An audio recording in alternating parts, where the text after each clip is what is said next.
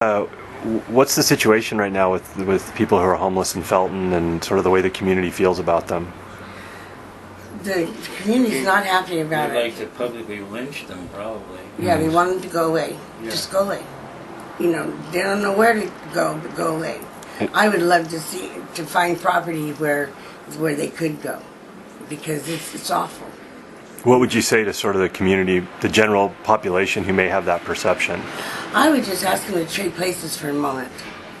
You know, how would you do it?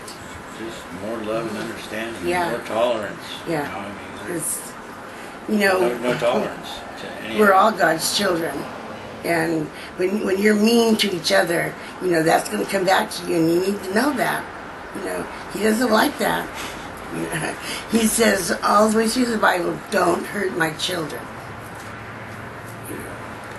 And it breaks our hearts to see somebody.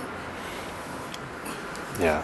Yeah, we've done it for a while now, and there hasn't been any fights, there hasn't been any drama. It's always good. Everyone down there respects her a whole lot. Oh, I don't even touch the ground when I walk after being homeless. I don't, because I get so much for them. They are just wonderful. Have you thought about running for office?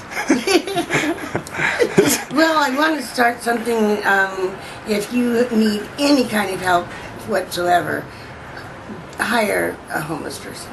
You know, yard work, anything. You know, they're not going to hurt you. They're not going to hurt your children. Yeah, Like put them to work. Yeah, Yeah, and we do it A lot of are too. able-bodied. There's just limited opportunity up here. There really is. Yeah. And the stigma of the homeless is. We don't like them panhandling. When I hear them panhandling, I get really upset. Why is that? Because they don't need to do that. No, you go find some work. You go pick up cans. Do that. That's honest, you know, straight out.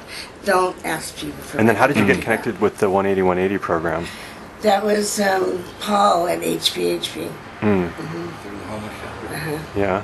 Yeah, he started talking to us and interviewing us, and after we went as far as we could with him, then he introduced us to Jean, and she, you know, guided us some more, and then we were introduced to Robin and Dawn, and and that was when we really got blessed. Yeah. So tell me, how long did it take to find a place for you? It took 60 days. No, it took two vouchers, so 120 days. 120 days. It was not easy. Yeah. No, it was difficult. The whole thing, I think, was 12, 14 months. Wow. From when we first talked to Paul about the, I don't know if it was his idea to do the 180 thing, but the numbers, I guess they were spending more money on 15% of the county's most vulnerable, Right. as opposed to the rest of the people.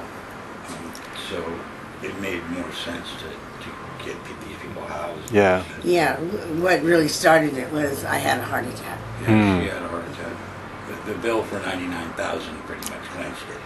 That was just the hospital, Wow. not the doctor.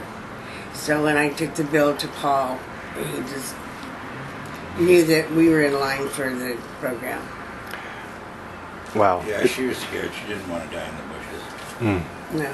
How did you tell me about the work that you've been doing with the people who are homeless in the area?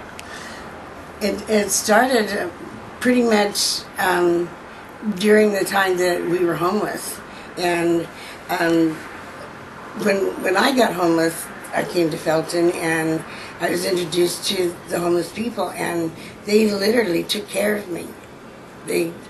I didn't know how to survive, you know, in the wilderness, I call it, and so they took care of me. Were you actually camping, or?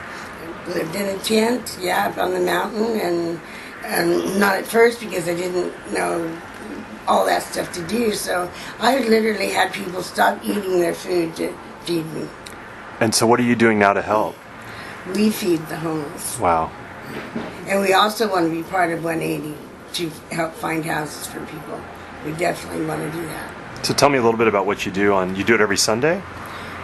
Every other Saturday and every holiday. Every holiday. Where do you do that?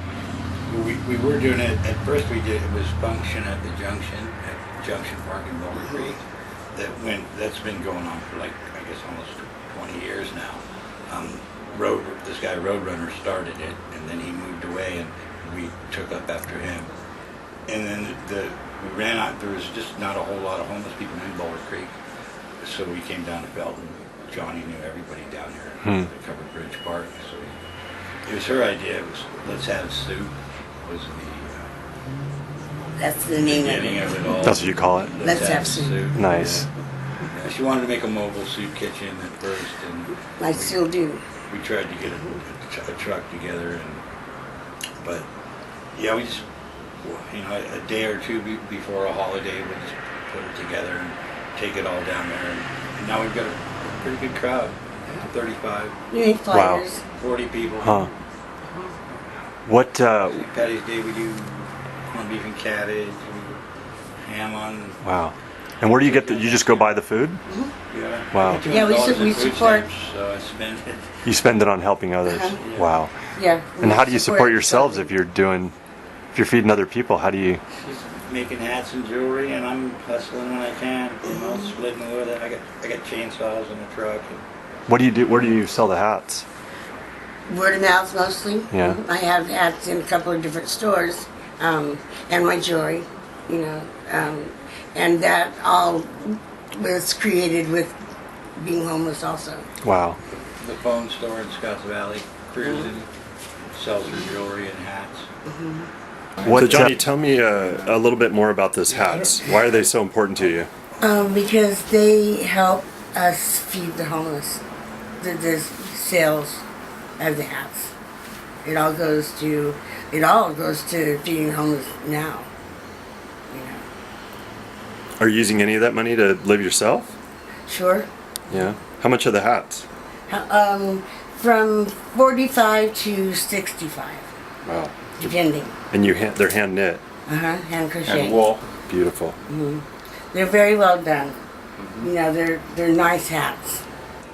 My message would be how grateful we are to 180, and that whoever started this program and thought it up has got to be very blessed, because it's wonderful.